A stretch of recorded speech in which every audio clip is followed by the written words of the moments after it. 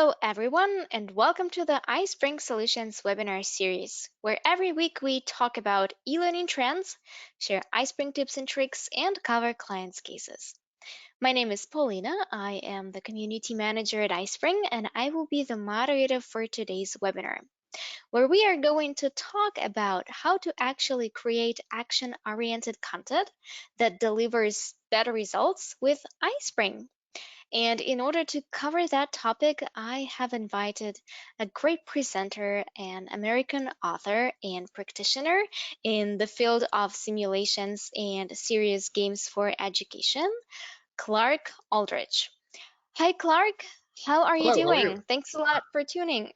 My pleasure. Thank you for having me. Awesome. So before I pass the mic over to you, I would like to cover a couple of tech moments. So guys, I have great news for you. If you, for some reason, will not be able to sit through the whole session, it's being recorded. So don't worry, you will receive a link to a replay sometime after the webinar. However, I would like to encourage you to stay till the very end because it's a great opportunity to address your questions directly to our today's presenter. And to do so, please submit them in the question box, which you will find on the right side of the GoToWebinar panel. And we very much encourage you to be active and start this conversation. So please keep those questions coming. All right, so Clark, now I am ready to pass the mic over to you as well as the presenter rights. Okay, super. Hi, I'm Clark, and I do want to thank you so much for joining me. This is a really interesting topic. I think it's one that possibly can transform all of e-learning and therefore all of education relatively quickly. So I could not be more excited about it. Please make this interactive. As Paulina said, please ask questions, and as much as possible, I do want to answer some of them in real time.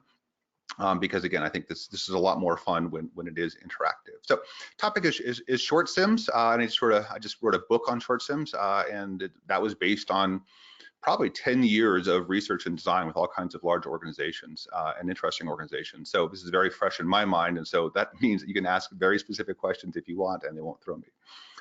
So I'd like to start off this section talking about the business case for short sims. And I think that's one of the more interesting parts of it. Obviously, we all want to be successful in deploying these. And the business case for short sims is actually a lot more intriguing and a lot more interesting than I think for a lot of other kinds of content. I'm going to make the argument. So the business case is an incredibly compelling part. I'm going to make the argument that short sims are actually transformational to all of e-learning. And I think that's going to have a lot of different sides to it. But one of the sides is the business case. And there are three parts of the business case that I think are interesting. One of the first parts is that it should be a lot faster to create a short sim than most traditional content. And so it's faster for designers. And what I've basically figured out is in scale, one designer should be able to make one short sim about once a week. So and this is probably internal, not external. So for those external providers, it's got to be probably twice as long as that because of latency. But if you're an internal designer in an organization, you should be able to create one short sim every single week. So the faster for designers, again, once a week is a good target, and that involves a lot of very specific design approaches, including a minimalistic approach to visuals in some cases.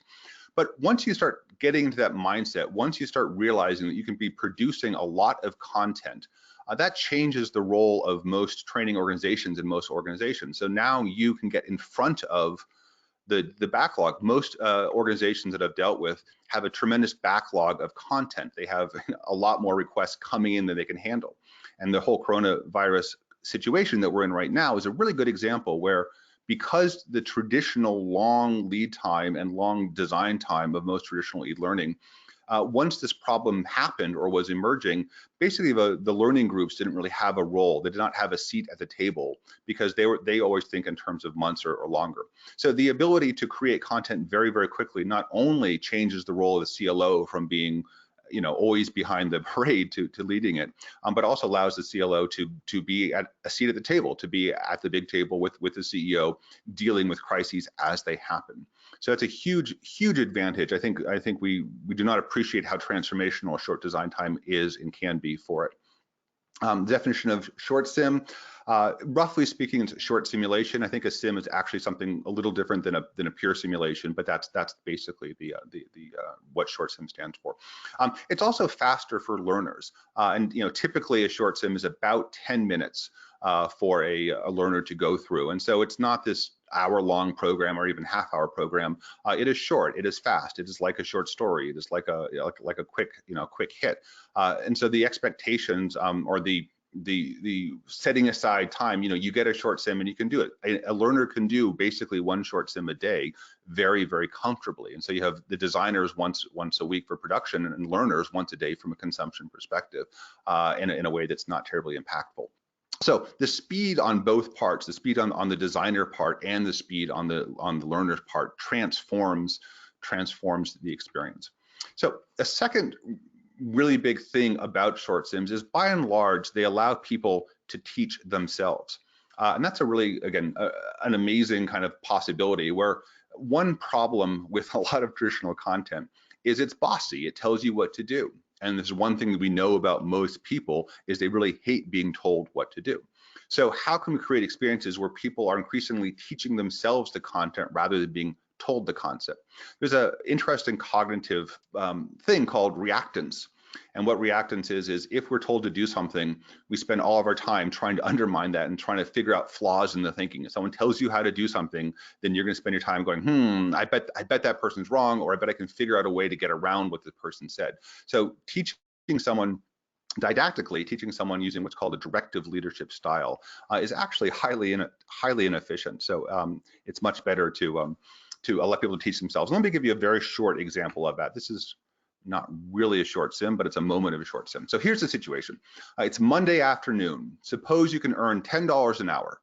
Instead of working, you decide to rent a 2-hour movie for $5. How much does watching that movie cost?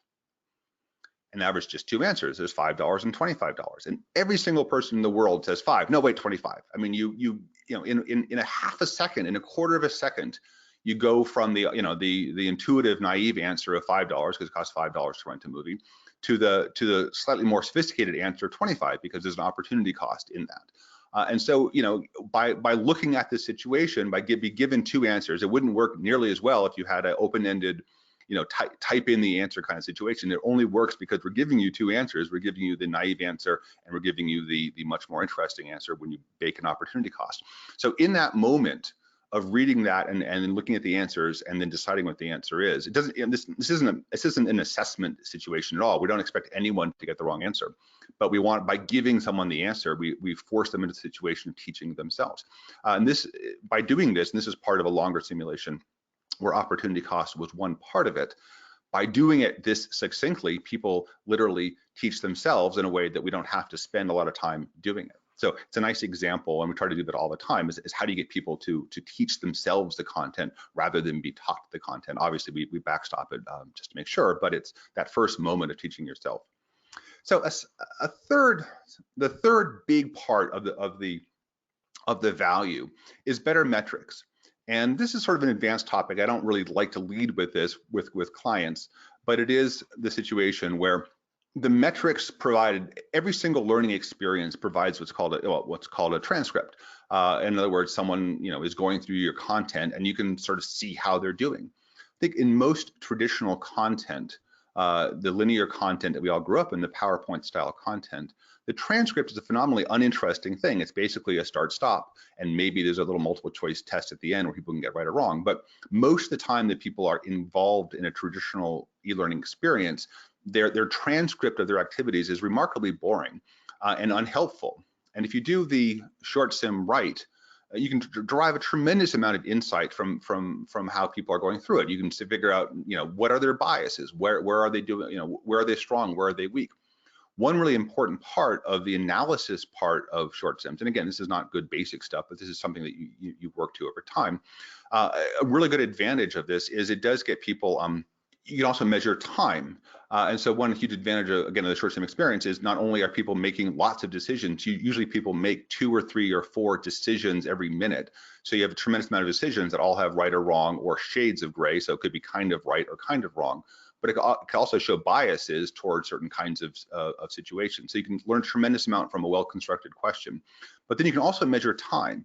And time, once you introduce time into the concept of a transcript, now you're going from measuring right or wrong, which is somewhat interesting, to how fast is someone getting the right answer. And so that transformation from right or wrong to the right answer, but how fast they get it. So if someone said to you, what is 3 factorial? You may know the answer, but it may take you a bit of time to remember, okay, what is factorials? I think I remember, I did that in school once, and 3 times 2 times 1, so I think it's 6. As opposed to if you ask the same question to a math person, they're like 6, and it's an instantaneous knowledge of it. So it's not a matter of right or wrong as much as it's a matter of speed. All those kinds of things make you understand much better how people are doing. That gets especially interesting when you start adding AI. And again, we're not there yet. We're not there yet from a realistic perspective, but we're getting to the point where AI is going to start analyzing a lot of the content that we're producing.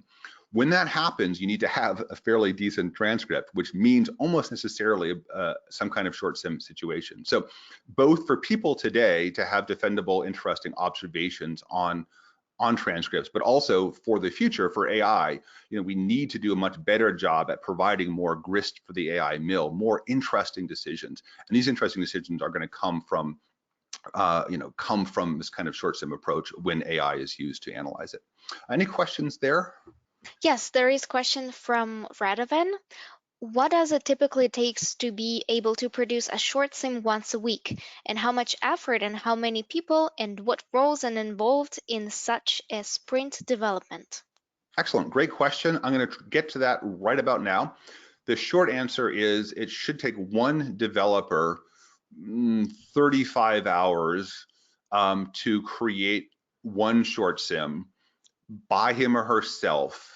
And there may be a project manager who's there to help out a little bit on the sides from a part-time perspective, but one full-time developer once a week, about 35 hours, no other help, no art help, no other help at all, except for a subject matter expert, and presumably in most cases a 1-hour interview with a subject matter expert is sufficient for that 10-minute sim, which again can be done in 1 week.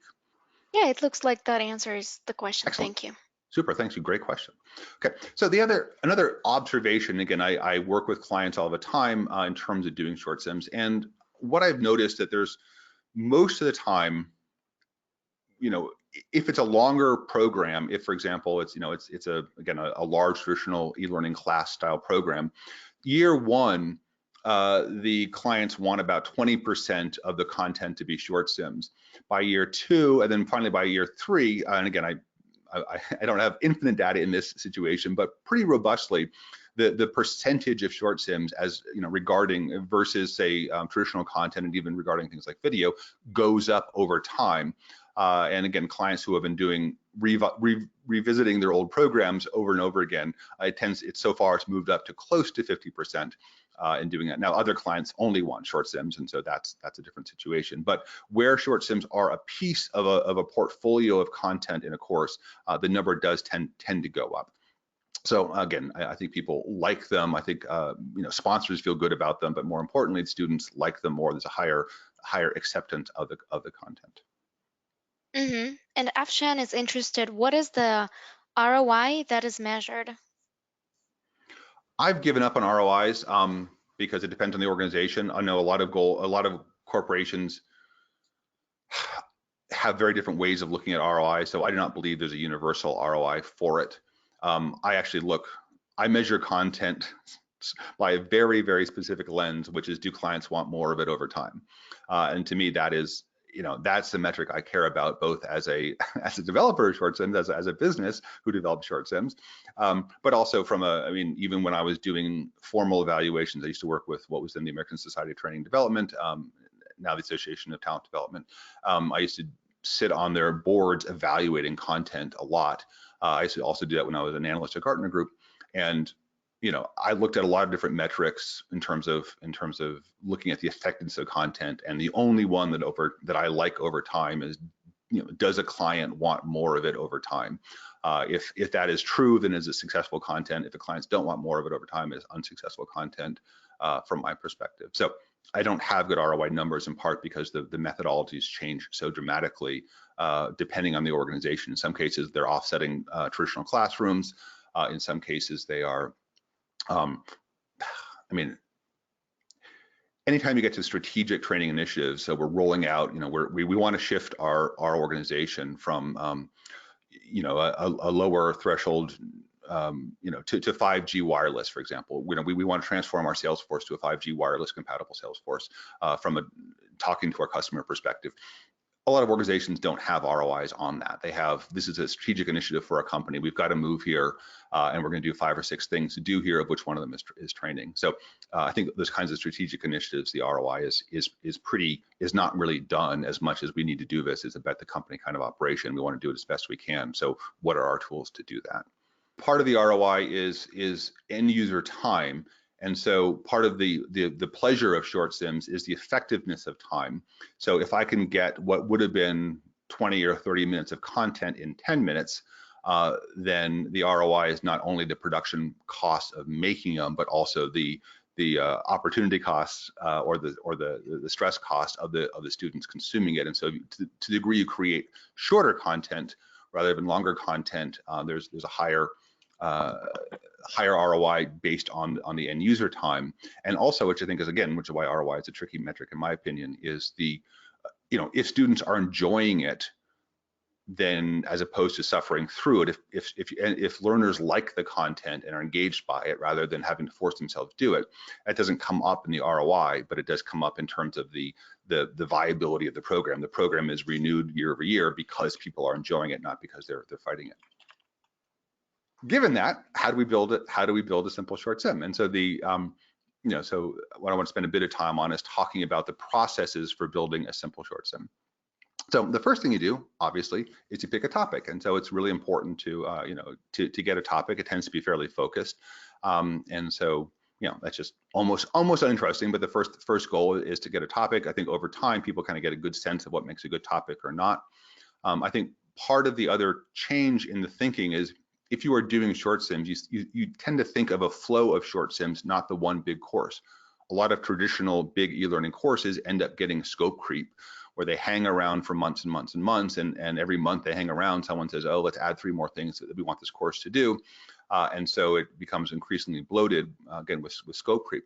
The philosophy of short sims is much more, let's pick a topic, let's do that topic reasonably well, let's get it out the door, and then where we were not perfect, we'll go back and do a second short sim, or a third short sim, or a 4th short sim. And so again, if you have 5 designers, each doing one a week, you can literally be producing 1 short sim a day for an organization.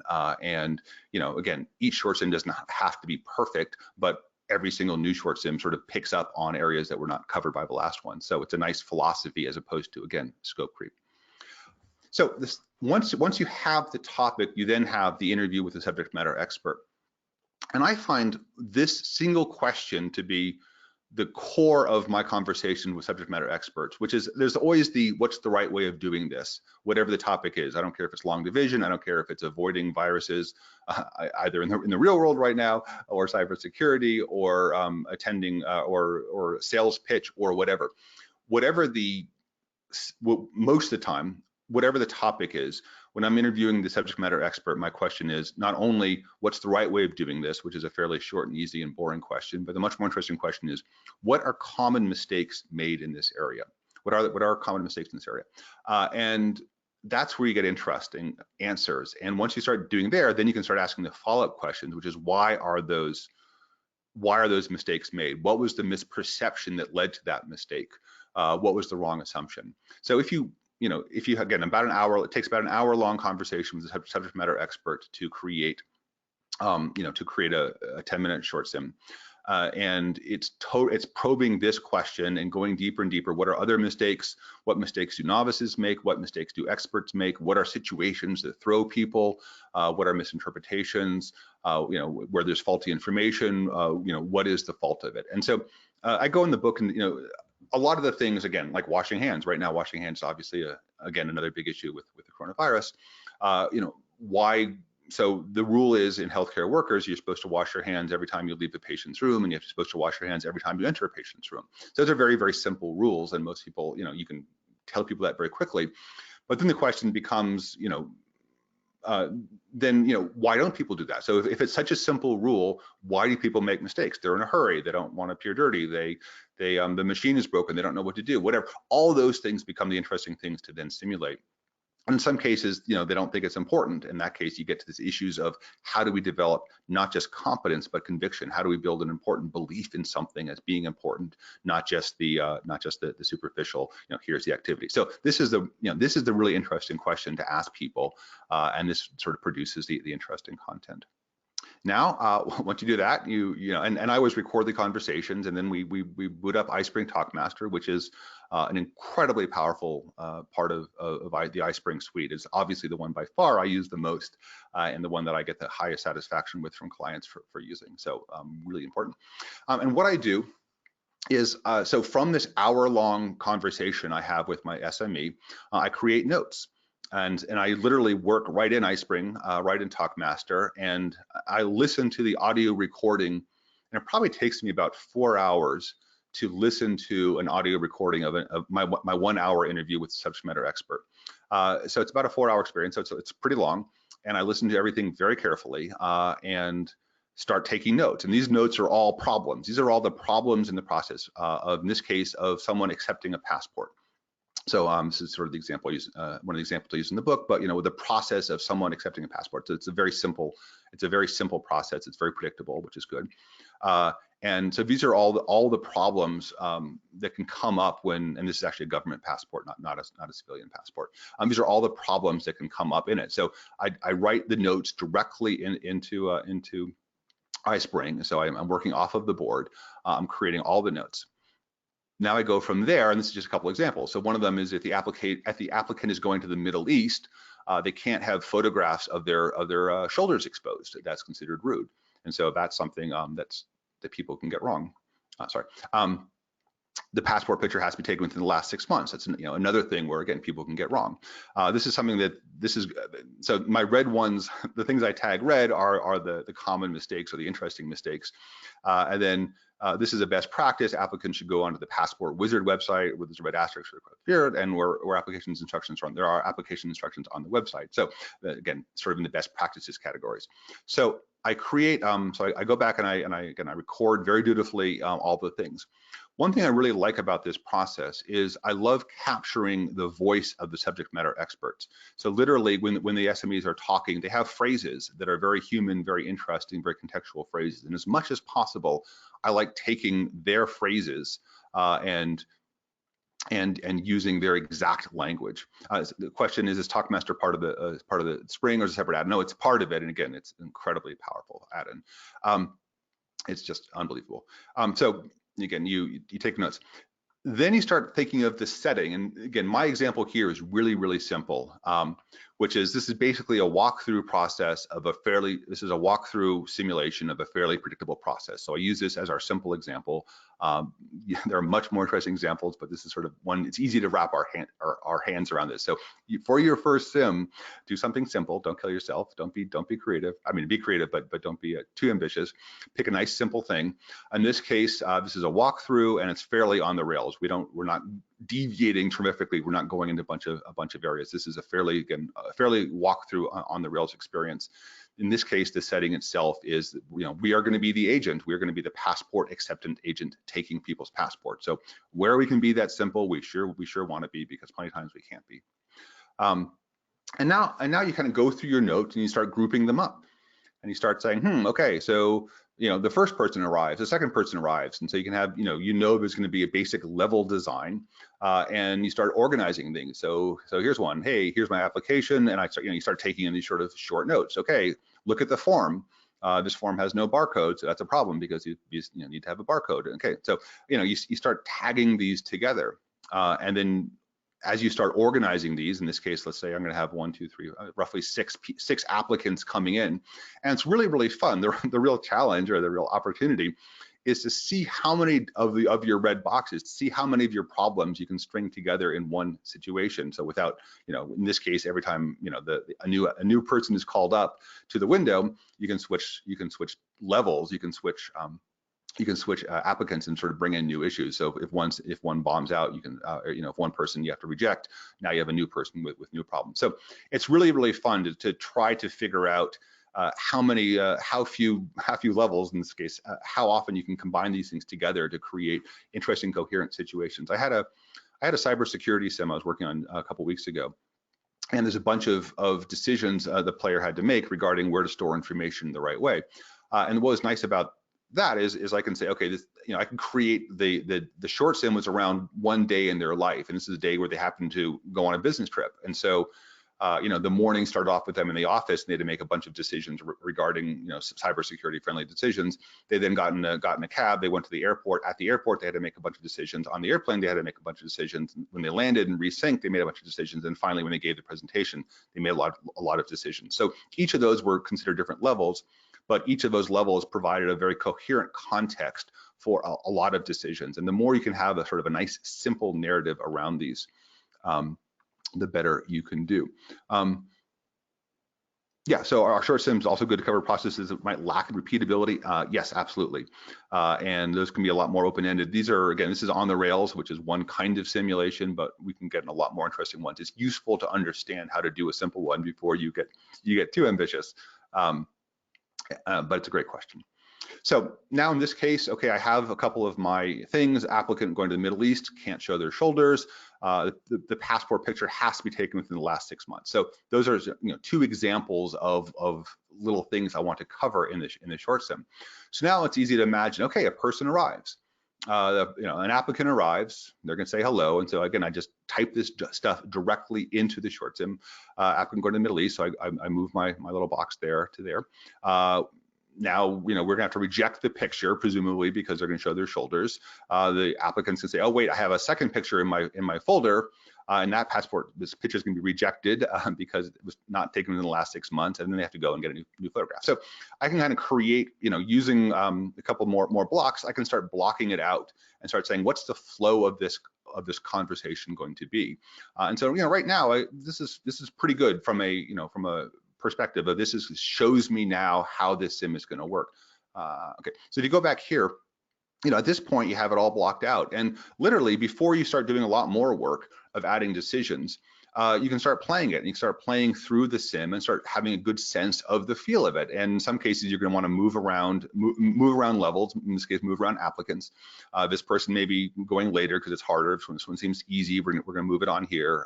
So you can start moving it around a little bit, but start getting a feeling for the flow of it before you start even going any deeper than that. You can start getting a flow for it. Now, the basic configuration for a lot of the sims that I do is roughly speaking, there's going to be some coach character, and the coach character is, so one thing that I do, again, I do a lot of things that are slightly off from the traditional dialogue simulator, and one thing I like to do is add a coach character. So the coach sets things up, and the coach can be visualized or not. In this case, I'm going to visualize the coach, and so you roughly going to have some kind of coach set up, some kind of character set up, and I'll show you what this means. Then the decision. And in this kind of very simple situation, there's a wrong decision and a right decision. Most of the time when people make a wrong decision, you go, nope, that's not the right one, try again, or go back or something. And so it's not even, it's not a big X, it's not something that's scary or frustrating. It's just wrong. And most people will try to avoid the wrong decisions, but if they do it, it's not this giant problem.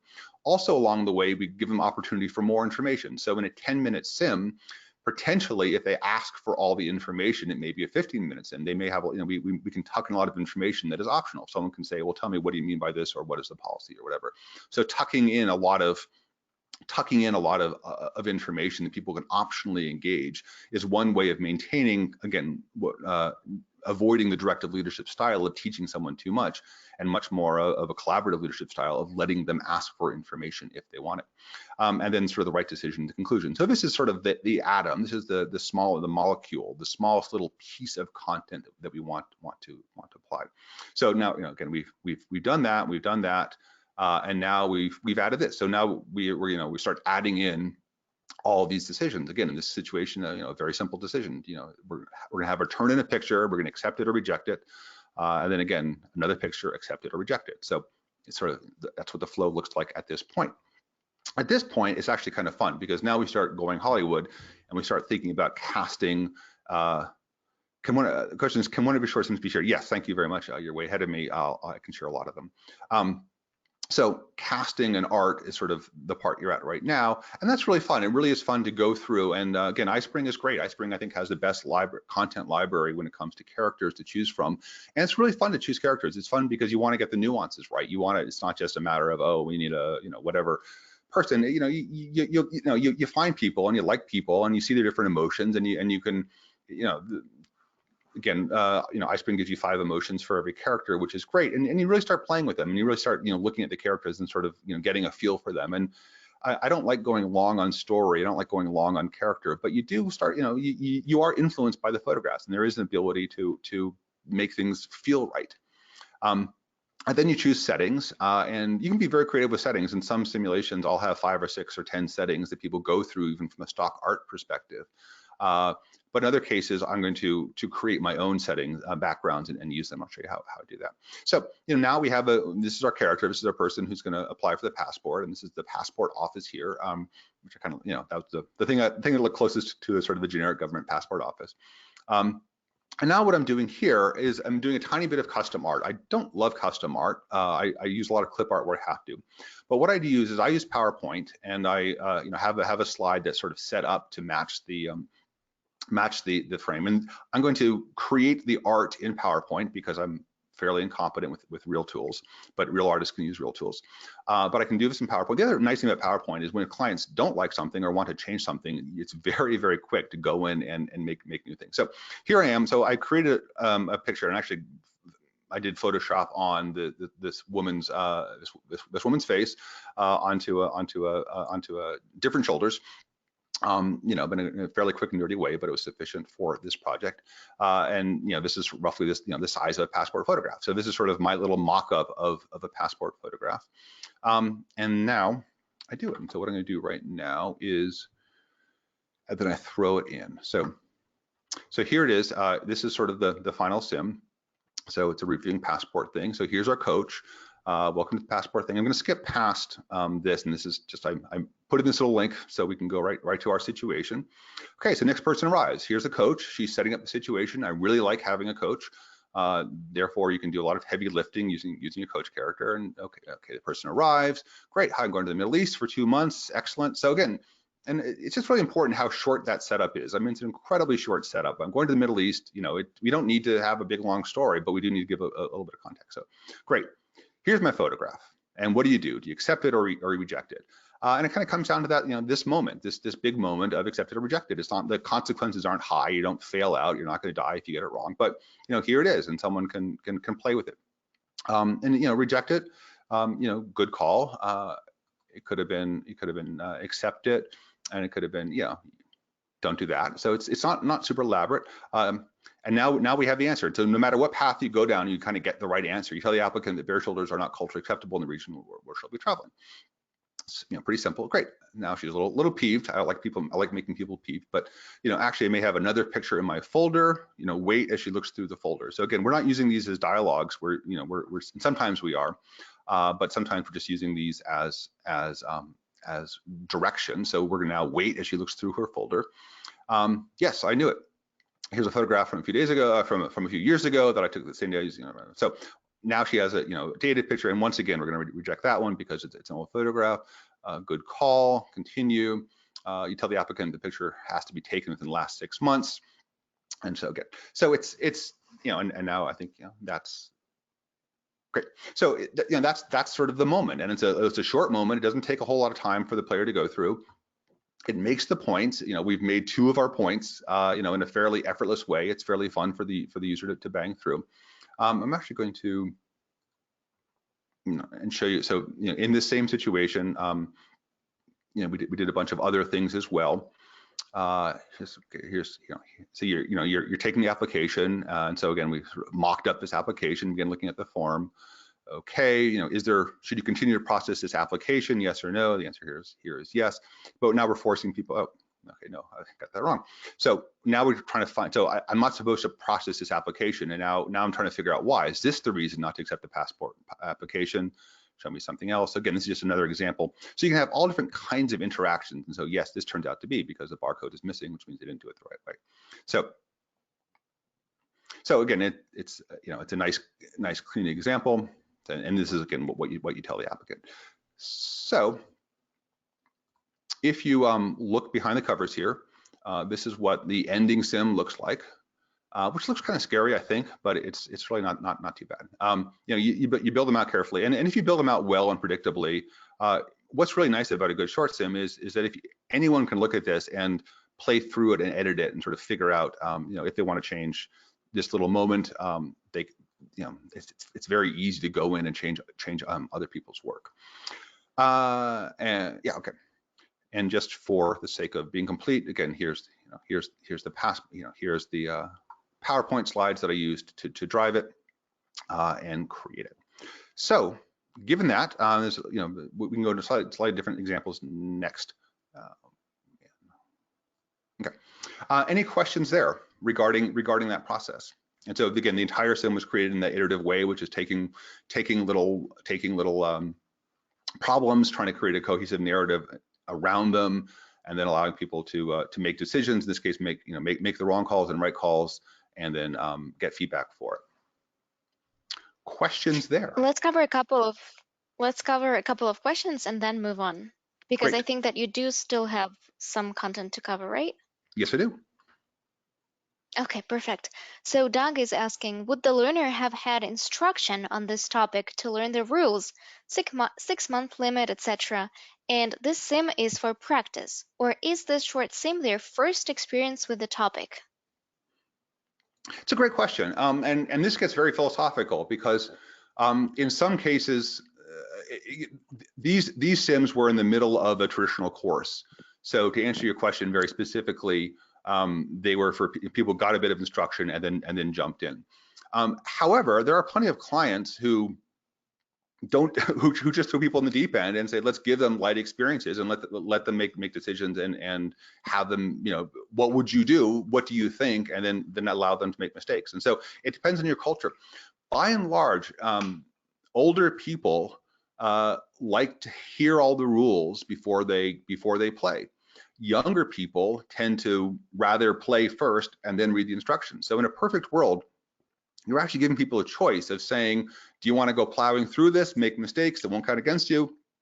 This is not an assessment. This is just, this is just a sim. Or do you want to, read the instructions first? And I think, we're going to see again, as those old people phase out, a lot of the younger people say, hey, I want to dive into the sim. I grew up playing computer games. I'm happy to make mistakes. I don't want to be, dinged for mistakes, but I want to learn from my own mistakes. So I think in a perfect world, you do both. You allow people to experience the rules beforehand, but you don't force them to. And then in other cases, you give them the rules if they don't know it. There's also, again, a lot of, in this case, people might have read the instruction booklet or reviewed some material on their own and then dove in. And again, this one was specifically the middle of a course, but I think we can play with these rules a lot more. There are plenty of short sim deployments that I've done where there's no traditional content, it's all short sims. And part of the fun is, you'll make mistakes, but you'll learn from your mistakes. And part of the fun is, you may get motivated to then learn more about it on your own once you understand this. Other questions? Yes, let's cover the last one for this time and move on. So Jamal is asking, I am subject matter expert as well as a developer. Do you think this can reduce the sim development time? It can. I mean, yes. So sure. If there's roughly speaking a 1 hour interview process and a 4 hour going through the content process, then you can presumably reduce that. There's also 1 hour of sort of coming up with the right topic and focusing on that, which again may not be there. So okay, you've saved 5 hours right there. So yes, I think you can. I mean, there are some short sims. I think you seem very hung up on that number. I mean, there are some short sims. If you go onto shortsims.com/play, the first short sim you see, Be the Hacker, was 12 hours altogether, including a 1 hour interview with the subject matter expert. So a lot of the time consuming part, frankly, comes from art and creating art, which you're kind of stuck with almost even if you are the expert, but you're doing it. So yeah, I mean, yes, you can save a bit of time if you're the subject matter expert, at least a couple times. But again, if you're sort of in a production mode, then you're not going to be the subject matter expert all the time. And it is a worthwhile skill to understand how to do it. Now, in some cases too, some professors, university professors, are their own subject matter experts, and they're kind of building sims, and they're basically in their basement, over the weekends for their students. And I think in those cases, again, people are doing it a little more quickly than my 30 hours. Mm-hmm. Thanks a lot. Great. So again, these are just some stills from the sim. So again, what it looks like in total. Which again, what's really fun is as you start building short sims, you get really good at reading them, and you get really really quick at sort of understanding what all these things mean. And I think even right now, everyone here can probably go through. Okay, this was a more horizontal one. This is a couple interesting choices. This one was a longer level. This one dealt with a lot more issues and stuff. So it's pretty, it's pretty fun. The really important thing too is that unlike a more game-like simulation, it's very easy to pick up someone else's work and modify it and change it. And that's really important for the growth of the industry. So what I want to do is sort of back away from that very simple example. It was an incredibly simple example, either insultingly so or helpfully so. Most people start off too ambitiously, and my strong advice to people starting off sims is just give yourself the walkthrough on the rails as your first sim. However, and again, questions that we came up before is you can start doing more sandbox kinds of experiments. You can start doing more open-ended experiments where you're not just having a divergent experience or a convergent experience. You're having things become very different, and different people will go through very different situations. So when creating a short sim, another way as you're going through the setting stage, the stage of coming up with a setting for the sim is one of the most important ones, and the one that sort of requires the most sort of creativity, in some cases experience. But one thing you may also want to look at are tangential roles. So if I'm doing, say, a sales sim, I may not just do the walkthrough of the salesperson doing the sales process, but I may put the player in a tangential role. I may put the player in the role of the customer who's being sold to, and now you're the customer. So now you're a salesperson playing the role of a customer being sold to, and you have your own issues that you have to deal with, and either the salesperson is helpful or not in doing that. So another example of a tangential role is on sort of sexual harassment. Rather than being the harasser or the harassee, you may be a person who's walking by and seeing it happening. Or another example of a tangential role is in cybersecurity. I love putting people in the role of being the bad guys. So rather than saying, you're this victim of the cybersecurity, I say you're the perpetrator. You are the bad guy. You're sitting there in your evil lair, and you are creating malware, or you're creating ransomware. What do you do? How do you trick people into opening up your documents? How do you trick people into running your apps? So again, these are all tangential roles that you can put people in. Another kind of setting that you can sort of think about, are labs where people are playing with something. And so if you're doing there's the second one on my site from a sample perspective is, you're playing with demand curves, and part of the experience is saying, you're going to do things in your situation to change the demand curve one way or the other. And so it's, you have a repeatable process to play with things and create labs. These labs are getting further and further from the concept of a dialogue simulator, and you're just using the engine just to be able to put things out there. Another example are microcosms. So here's a complicated situation. I'm going to give you a little tiny piece of it. Another one is a metaphor. I'm going to create a metaphor for a situation, and you're going to play through this metaphor, and then at the end we're going to say, by the way, that's the way this is. So creating the settings, this is basically from simple to complicated, and you can get really, really interesting here. Some other things that you can play with. Obviously, you can play with look and feel, and I happen to like New Yorker style graphics. So you can start getting very creative in terms of a look and feel. You can start adding more and more characters to situations, again, expert levels. You can also get more conceptual. And this is an example of a lab sim. Again, this is the second one on my site. But it's a situation where you're playing with demand curves, and you're sort of learning how to make demand curves. And we can lower the price, or we can raise the price to see what happens with the demand curve, or we can wait for the sun to come out. Again, we can shift the demand curve. So you can start really playing with concepts in a very lab-like way. This is a microcosm for which is a drink truck, and then again a lab situation, so you can combine all these things. In some cases, you can actually start making them more and more game-like. This is something on, again, the 4 Ps And this example is playable on my site. Here are the 4 Ps of marketing. And at any given time, you're running a little ice cream store. You don't have many new customers coming to your store. Which of the 4 Ps are you going to focus on? Product, promotion, place, or price. But you also have the, as you say, tell me about the 4 Ps. Give me the instruction. I want the traditional content. And so, we often give people these kinds of experiences. This stuff was all done in PowerPoint. All the graphics. I can't draw with beams, so I use a lot of clip art, and this is all clip art. But kind of creating an isomorphic feel. And it was a very sort of satisfying, experience where you had, this is a very open-ended experience. There were, at least 7 or 8 different kinds of endings, of which one of them was or 2 of them were failures, but 5 or 6 different kinds of success. You can end up being a ice cream mogul. You can be creating low-quality, high-volume ice cream. You can be creating boutique ice cream. You can be a Ben and Jerry's, with little ice cream shops everywhere. You can take this in a lot of different directions. And again, I have a mixed feeling about these kinds of divergent experiences, and that I like making them because I like thinking in terms of games, but also from a player perspective, especially from a learner perspective, these are really good in environments like business schools and the military, where they're very much into open-ended experiences. They're not so good in corporate America, where for whatever reason, they really like converging experiences, not diverging experiences. So I think you do have to know your audience, and not just what you want to make, which is always sort of the game-like thing, but also what the client really wants in terms of quick, efficient in and out. So I can do a little more now. We're getting close to time, but I'd like to answer questions right now as well. Perfect. Thank you so much. We do have, I would say, lots of questions, so Excellent. let's get down to them by starting answering one by one. Cal is asking, do you think short sims can enhance a longer course, or are they best as a standalone?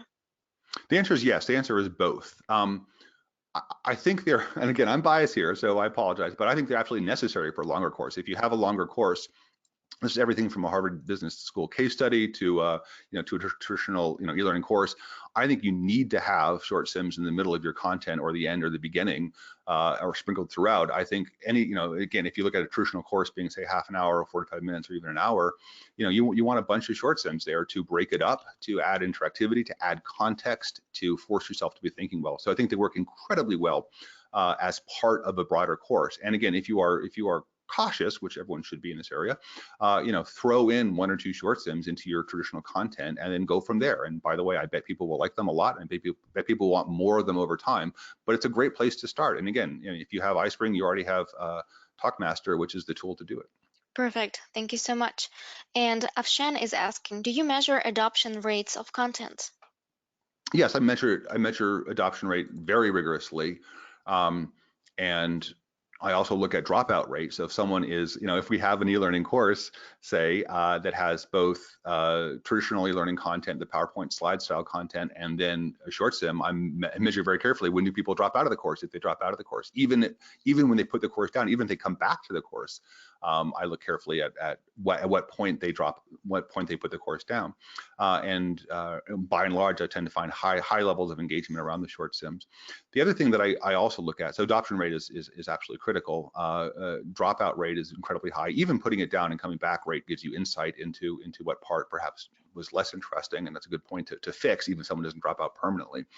But the other thing I do in the more game-like simulations is I track repeat plays, and I think not in the example I showed you, which is not very interesting to replay, but in any kind of more open-ended short sim with different kinds of approaches.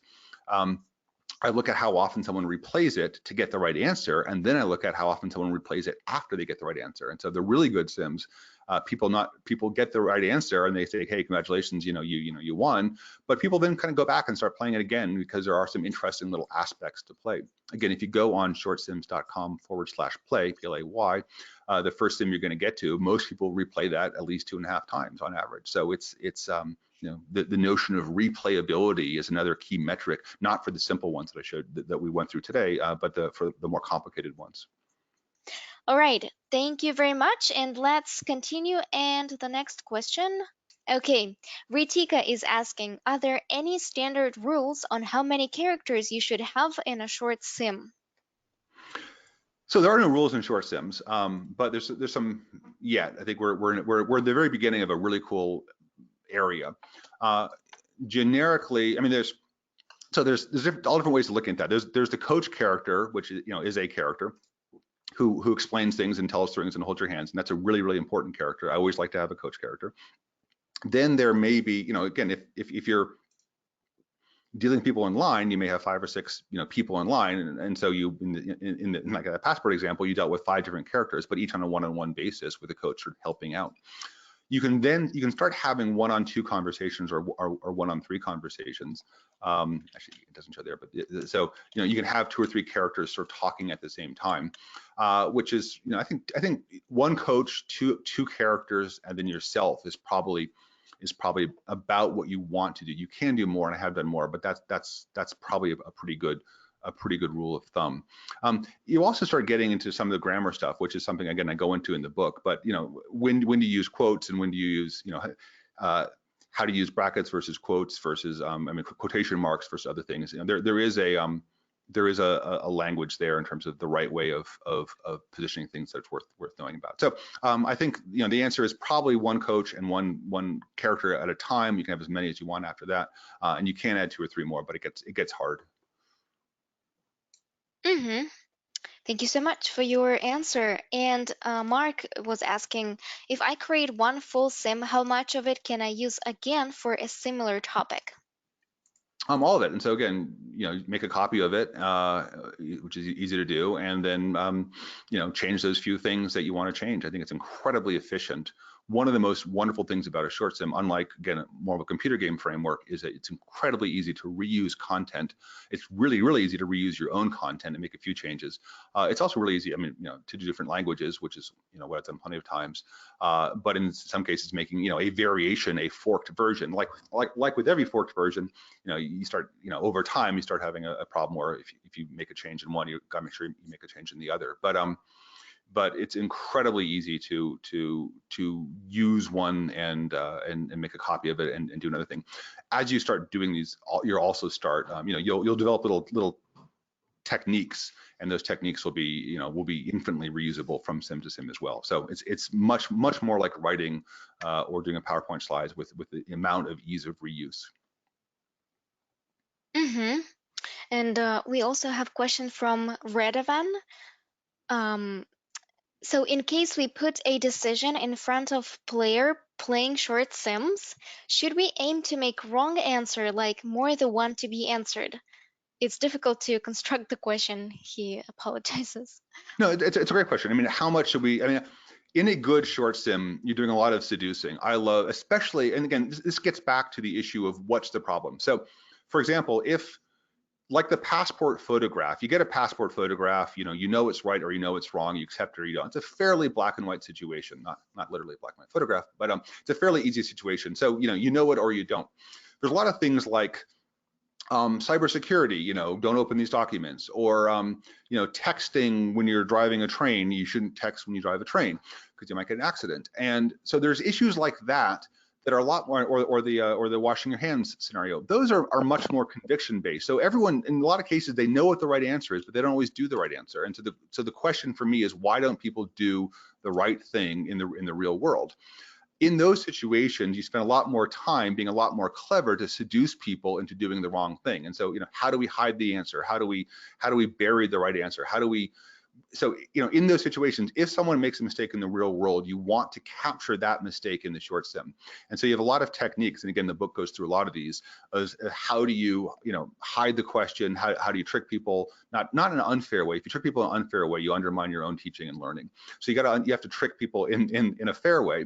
And so it's, even that example with the, do you accept that passport application or not? And if you choose no, then why not? What is wrong with it? And moving the circle around different spots, trying to find it. That's a good way of obscuring the right answer, as opposed to, hey, this one does not have a barcode. Do you accept it or not? So, you can be a lot more subtle. You can require a lot more knowledge. So I think seducing people into making the wrong choices and then giving them fair feedback for it is a terrifically fun and important part for things like leadership, things like ethics, things like cybersecurity, things like sexual harassment. All those things require conviction, which requires, being a lot more subtle in terms of how you get people to demonstrate their wrong behavior. Thanks a lot. And the next question, Doug, are you using XAPI to get these metrics or something built into iSpring? XAPI, iSpring is great with XAPI, and that's a great standard. And you have to do a bit of massaging with it to do things like when you start looking for time to make decisions rather than what decision made. I mean, you still do it. You just subtract one variable from another. How long, the distance, the difference in time between making the decision and entering that screen. So it takes, but it takes one more little effort. But I think XAPI is the right standard for us all to be focusing on right now. Thank you very much. And I think I can take care of the next question from Christina. Does iSpring track the number of right and wrong answers during the simulation? So if you enable evaluation in the TalkMaster and grant points for each correct option and take away points for each incorrect option, for example, and then upload it to your LMS, yes, certainly in the LMS you will see who answered correctly and who answered incorrectly and which, most importantly, options they have chosen. I hope that helps. And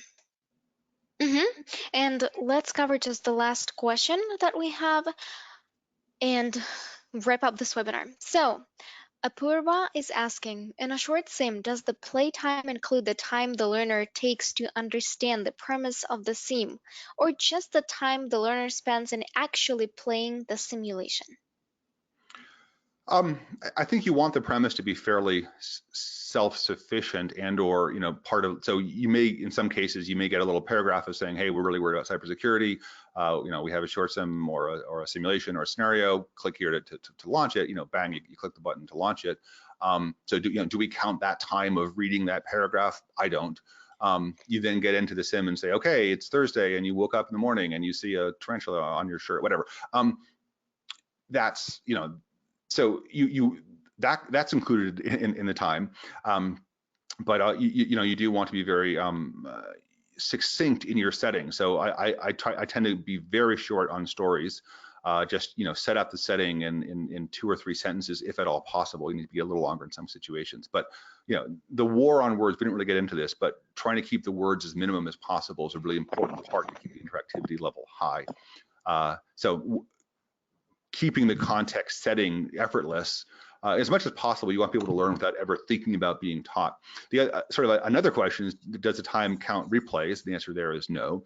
Another question is, does the time count going down every single bit of content, chasing every single question? And the answer again is no. So if every single time someone says, "Hey, do you want to learn more about this topic?" or "Hey, what does this word mean anyway?" and you click on that, then that tends to add a little more time as well. Thank you very much for taking care of this question. And I think right now we really need to wrap up. I would like to thank everybody to stay with us till this very moment. And I would like to thank you, Clark, for covering this topic and armoring our audience with another great tool they can go and use right now and deliver great content to their audience. Thank you very much for doing that. Thank you so much. It is a game changer. It's absolutely transformational. So I really hope every single person just starts playing around with it. It'll change how you look at learning. All right. So I hope everyone has a wonderful day. Please take care, everybody. And yes, leave us your feedback. Okay. I will see you at the next webinar. Bye, everybody. And bye, Clark. Thank you.